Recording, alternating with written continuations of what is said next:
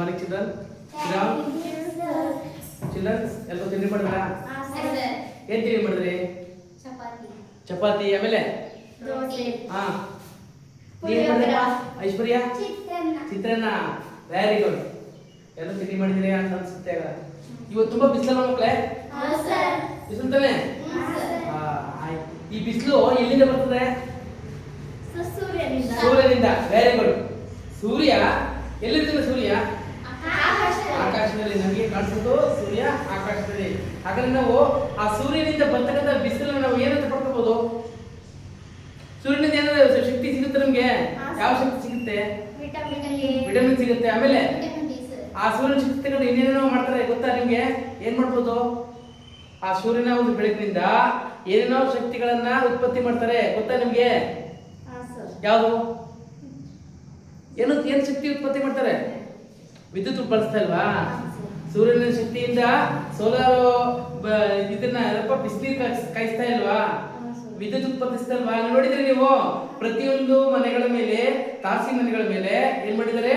ಆ solar heater ಗಳನ್ನ ಇಟ್ಟಿದ್ದಾರೆ. ಹೌದಲ್ವಾ? ಅದರಿಂದ ಏನು ಬಿಸಿನೀರು ತಗೋಬೋದಲ್ವಾ? ಅದಕ್ಕೆ ಕಾಸು ಕೊಡ್ಬೇಕಾ? ಚಾರ್ಜ್ ಉಂಟಾಗುತ್ತಾ? ಇಲ್ಲ. ಅದೆಲ್ಲ ಎಲ್ಲಿ ಸಿಗುತ್ತೆ? ಇದು ಎಲ್ಲಿಂದ? ಸೂರ್ಯನಿಂದ ಸಿಗುತ್ತೆ. ಸೂರ್ಯನಿಂದ ನಮಗೆ ಏನು ಕಾಸು ಕೊಡೋಗಿಲ್ಲ. ಅಂದ್ರೆ ನಮ್ಮ ಪ್ರಕೃತಿ ದತ್ತವಾಗಿ ದೊರೆತಿರೋದು. ಅದೇ ರೀತಿ ನಮ್ಮೂರಲ್ಲಿ ನದಿ ಇದೆಯಲ್ವಾ? ನದಿ ಇರ್ತದಲ್ವಾ? ಆ ನದಿ ನೀರಿಗೆ ನಾವು ಯಾರು ಕಾಸು ಕೊಡ್ತೀವಾ? ಆ ನೀರನ್ನು ನಾವು ಯಾರು ಕುಡಿಬೋದಲ್ವಾ? ಯಾರು ಬಳಕೆ ಮಾಡ್ಬೋದಲ್ವಾ? ಅದು ಸಹ ನದಿ ನಮ್ಮ ನೈಸರ್ಗಿಕವಾಗಿರ್ತಕ್ಕಂಥ ಒಂದು ಸಂಪತ್ತು.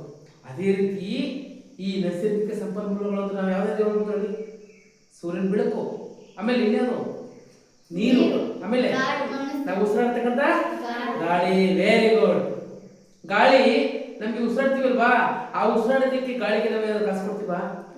ಆದ್ರೆ ಮಕ್ಕಳೇ, ಇತ್ತೀಚಿನ ದಿನಗಳಲ್ಲಿ ಏನಾಗಿದೆ? ವಾಯು ಮಾಲಿನ್ಯದಿಂದಾಗಿ ಬೆಂಗಳೂರು, ಮುಂಬೈ ಇಂತಹ ನಗರಗಳಲ್ಲಿ ಏನ್ ಮಾಡ್ತಾರೆ? ಆ ಮರಗಳನ್ನು ನಾಶ ಮಾಡಿ ದೊಡ್ಡ ದೊಡ್ಡ ಕಟ್ಟಡಗಳ ನಿರ್ಮಾಣ ಮಾಡಿ ಅಲ್ಲಿರ್ತಕ್ಕಂಥ ಹೆಚ್ಚು ವಾಹನಗಳ ಬಳಕೆಯಿಂದಾಗಿ ಪರಿಸರ ಮಾಲಿನ್ಯ ಉಂಟಾಗ್ತಾ ಇದೆ. ಆ ಮಾಲಿನ್ಯದಿಂದಾಗಿ ಇವತ್ತೇನಾಗಿದೆ? ಮುಂದೊಂದು ದಿನ ಆಗ್ಬೋದು ತರ ಕಾಡು ನಾಶದಿಂದ ನಾಶ ಮಾಡಿ ಏನಾಗ್ಬೋದು? ಆ ಗಾಳಿಯನ್ನ ದುಡ್ಡು ಕೊಟ್ಟು ನಮ್ಗೆ ಯಾಕೆ ಅಂಗಡಿಯಲ್ಲಿ ನಾವು 10 ರೂಪಾಯಿ 20 ರೂಪಾಯಿ ನೀರು ತಗೊಳಲ್ವಾ ಕುಡಿಯೋದಕ್ಕೆ? ಯಾವ ನೀರದು? ಫಿಲ್ಟರ್ ನೀರು ಅಂತ ಕರಿತೀವಲ್ವಾ? ನಾವೆಲ್ಲ ನಲ್ಲಿಂದ ನೀರು ಕುಡಿಯೋದು. ಮೊದಲೆಲ್ಲ ನಾವು ಫಿಲ್ಟರ್ ನೀರು ತಗೊಂಡಿದ್ವಾ? ಮಡಿಕೆಯಲ್ಲಿ ನೀರು ಕುಡಿದಿದ್ವು. ಆದ್ರೆ ಇವತ್ತು ನೀರಿಗೆ ದುಡ್ಡು ಕೊಟ್ಬಿಟ್ಟು ನೀರು ತಗೊಳ್ತಿದ್ದಾರೆ. ಅದೇ ರೀತಿ ಗಾಳಿಗೂ ಅಷ್ಟೇ ಮುಂದೊಂದು ದಿನ ದುಡ್ಡು ಕೊಟ್ಬಿಟ್ಟು ಒಂದು ಮನೆ ಇರ್ತದೆ, ಅಲ್ಲಿ ಹೋಗಿ ಗಾಳಿನ ಉಸಿರಾಡಬೇಕಾಗುತ್ತೆ. ಅಂತ ಕಾಲ ಬರ್ತದೆ. ಅಂತ ಕಾಲ ನಮಗೆ ಬರಬಾರದು ಅಂತಂದ್ರೆ ನಾವೇನ್ ಮಾಡ್ಬೇಕು? ನೈಸರ್ಗಿಕವಾಗಿ ಕಾಡಿನ ಸಂಪತ್ತನ್ನು ಹೆಚ್ಚಿಸಬೇಕು. ಪ್ರತಿಯೊಂದು ಮನೆಗೂ ಸಹ ಮರವನ್ನ ನೆಡಬೇಕು. ಹೌದಲ್ವಾ?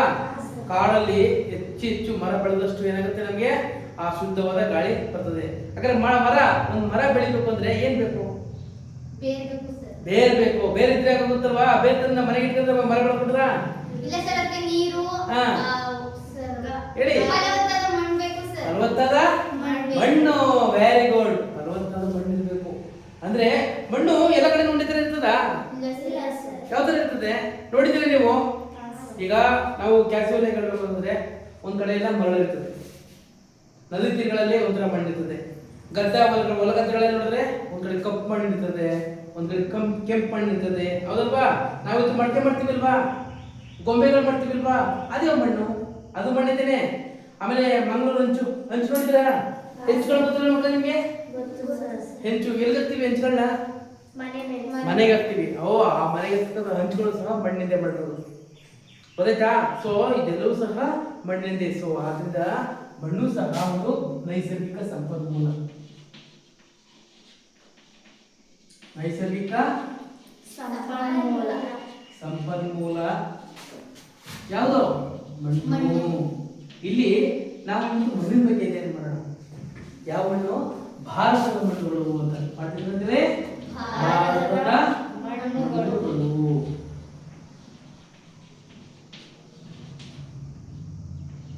ಸೊ ಇದನ್ನು ಇಂಗ್ಲಿಷ್ ಏನ್ ಅಂತೀವಿ? ಇಂಡಿಯನ್ ಸಾಯಿಲ್ ಅಂತ ಹೇಳ್ತೀವಿ. ಈ ಭಾರತದ ಮಣ್ಣುಗಳಲ್ಲಿ ಎಷ್ಟು ಬೇರೆ ವೆರೈಟಿ ಮಣ್ಣುಗಳಿವೆ. ಅದರಲ್ಲಿ ನಾವೇನ್ ಮಾಡ್ತೀವಿ ಅಂತಂದ್ರೆ ಒಂದು ಪ್ರದೇಶಕ್ಕೆ ತಕ್ಕಂತೆ ಮಣ್ಣುಗಳು ಬದಲಾವಣೆ ಆಗ್ತಾ ಇರ್ತದೆ. ಸೊ ಈ ರೀತಿ ಆ ಮಣ್ಣುಗಳ ಬದಲಾವಣೆ